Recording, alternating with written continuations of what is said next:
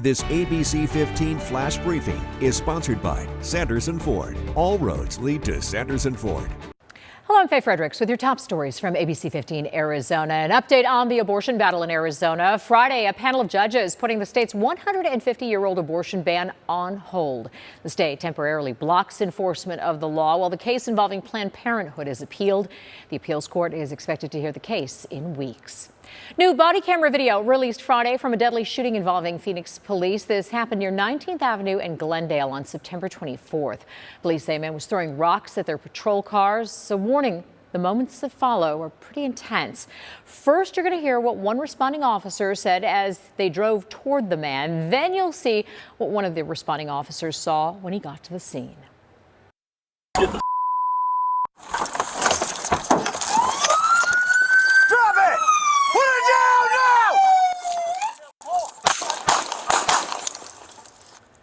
As you can see, we paused the video as the two officers start shooting at Ali Osman. The officers at the scene did attempt to render aid, but the 34-year-old died at the hospital. Police also providing photos of 4 rocks they say found at the scene. But from the heavily edited video, it's unclear if those were the rocks Osman actually threw at officers. Court documents are revealing more details about Wednesday's shooting that killed University of Arizona professor Dr. Thomas Meixner. The suspect, Murad Dervish, faces first-degree murder charges and is being held without bond. Suspect's father says this is not the first time his son has been outwardly violent, saying his son assaulted him at his restaurant in South Carolina a couple of years ago. He smashed the equipment I had in my restaurant with a crowbar, and then he threw a plate at me and hit me on my back. He tried to kill his mother also. Court paperwork shows Murad Dervish had been expelled from the University of Arizona in February and was banned from campus after several reports of threats to staffers at the Harshbarger building on campus. Honoring fallen heroes this weekend, 6 Arizona firefighters will have their names added to the National Fallen Firefighters Foundation. 148 firefighters from around the nation are being memorialized. Several family members are traveling to Maryland for the ceremony. They do a great job of acknowledging. I think it's important, especially for our kids, to see, that their dads were important. They won't be able to see them regularly retire or anything like that. So it's nice that they have this memory. They can always go to the wall and see his name on there. I think throughout a career, whether it's, just 1 year or 35 years, I think you really do sacrifice quite a bit.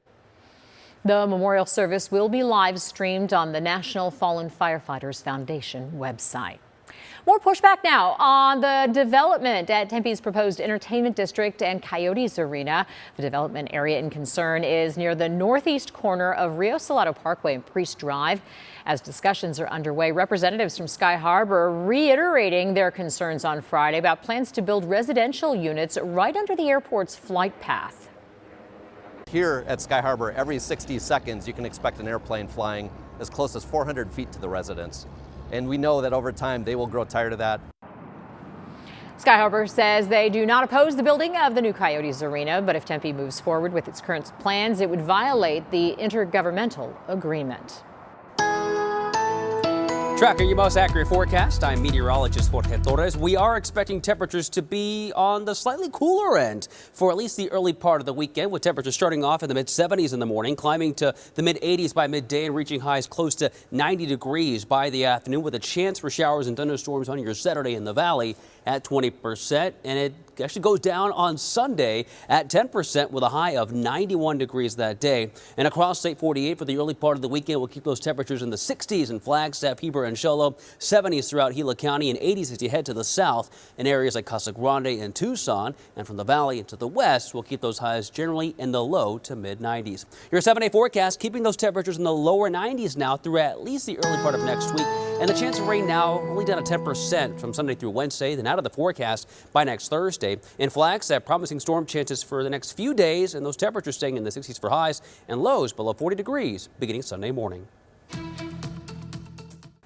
For the latest headlines, weather, and traffic, head to abc15.com or download the free ABC15 mobile app. This ABC15 Flash Briefing is sponsored by Sanderson Ford. All roads lead to Sanderson Ford.